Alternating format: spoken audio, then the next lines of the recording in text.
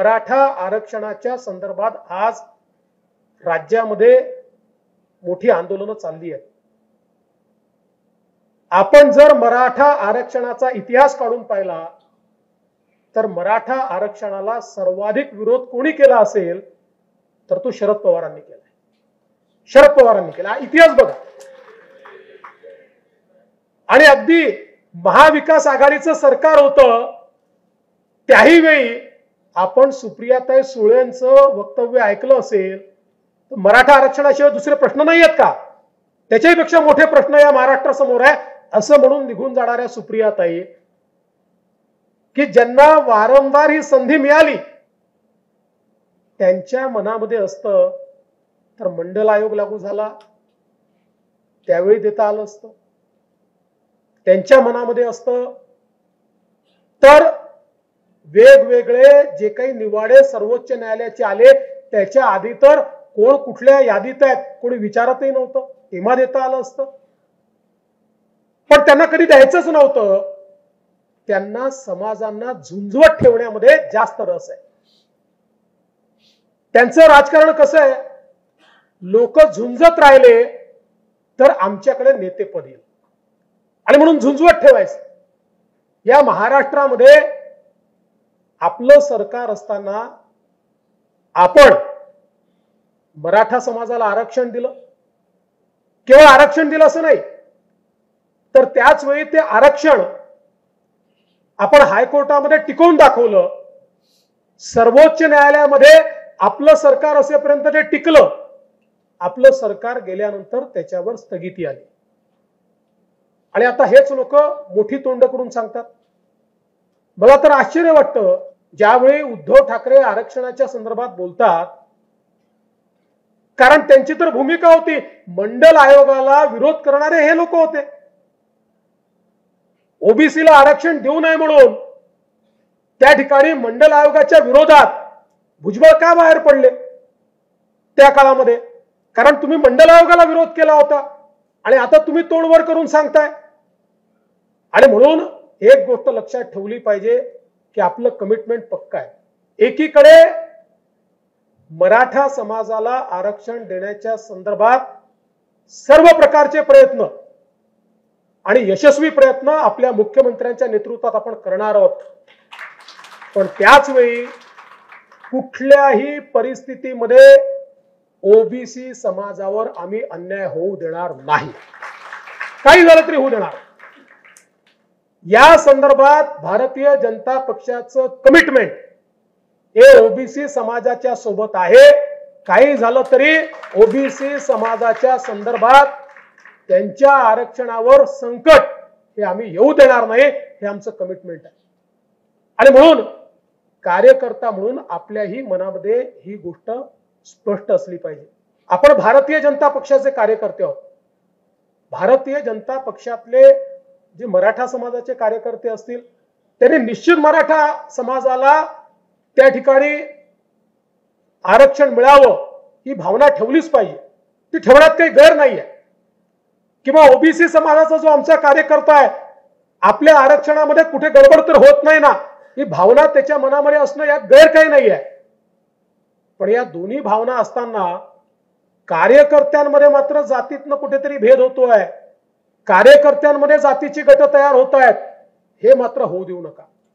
भारतीय जनता पक्षाचा ओबीसी कार्यकर्ता आहे त्याच्याही मनामध्ये तेवढंच कमिटमेंट असलं पाहिजे की माझी पार्टी मराठा समाजाला न्याय द्यायला तयार आहे, मी माझ्या पार्टीच्या मागे उभा आहे. आणि भारतीय जनता पक्षामधला जो मराठा कार्यकर्ता आहे त्याच्याही मनामध्ये हे स्पष्ट असलं पाहिजे की या ठिकाणी माझ्या मराठा समाजाला मला न्याय द्यायचा आहे पण तो ओबीसीवर अन्याय करून मला द्यायचा नाहीये. ही भावना भारतीय जनता पक्ष म्हणून आपली असली पाहिजे. आणि म्हणून हे जे काही विभाजनाचं लोण आहे हे विभाजनाचं लोण पसरू देऊ नका. मी मागे आपल्याला सांगितलं आपल्याकरता कुठलाही समाज वोट बँक नाहीये. मराठा समाजाकडे वोट बँक म्हणून आपण पाहत नाही, ओबीसी समाजाकडे वोट बँक म्हणून आपण पाहत नाही, निवडणुकीच्या निकालांची आपण चिंता करत नाही. आणि मी तर हे माझ्या अनुभवातनं सांगतो की निवडणुकीवर याचा परिणामच होत नाही. निवडणुकीचे मुद्दे वेगळे आहेत. या मुद्द्यांवर निवडणुका नाही आहेत, हे समाजाचे प्रश्न आहेत. निवडणुकीच्या चष्म्यातनं या प्रश्नांकडे पाहूच नये या मताचा मी आहे. त्यामुळे निवडणुकीची चिंता करू नका. चिंता जर करायची असेल तर महाराष्ट्राचं सोशल फॅब्रिक हे कुठेतरी त्या ठिकाणी त्याला भेगा पडतायत, ते फाटताय. अशा प्रकारची जी अवस्था आपल्याला पाहायला मिळते ती चिंताजनक आहे. कारण गाव गाड्यावर सर्व लोक एकत्रितपणे त्या ठिकाणी राहिले आहेत. आपण सगळे एकमेकावर अवलंबून आहोत.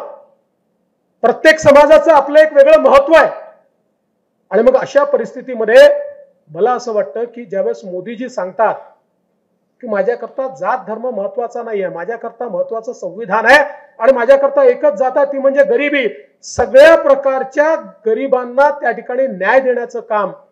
मग आरक्षणाची भावना कशातनं निर्माण होते? गरिबीतनंच निर्माण होते.